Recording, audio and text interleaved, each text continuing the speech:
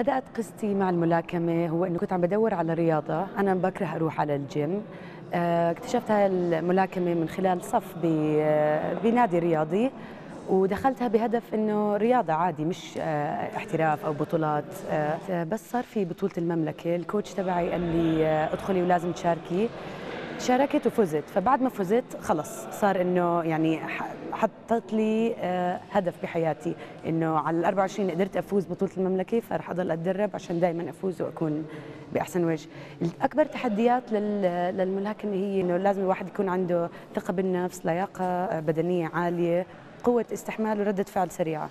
شعوري أول ما أدخل الرينج بالبطولات بيكون ممزوج بالرهبة والإثارة وشوية خوف، بس كل هدول بيروحوا لما يبلش النزال ونسلم على بعض. أول شيء بيكون في شوية خوف، بعدين أول ما تاكل أول بوكس أو تعطي أول لكمة خلص كل شيء يعني ما بقدر اوصف الشعور قد ايه حلو بيكون.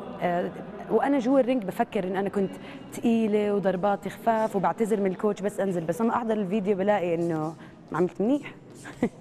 رياضه الملاكمه ما اثرت علي كعاطفه بطريقه سلبيه، بالعكس بضلني انا شخص كثير عاطفي. هذا هو اللي خلاني افوز بالملاكمه، عشان اول ما حسيت شعور اول لكمه اكلتها بحياتي بالبطوله اضطريت ادافع عن نفسي بكل الطرق يعني، وفزت بسبب عاطفتي انه نعم اكيد لا لازم انا افوز. الملاكمه غيرت حياتي، كنت شخص عادي صرت بطله ملاكمه.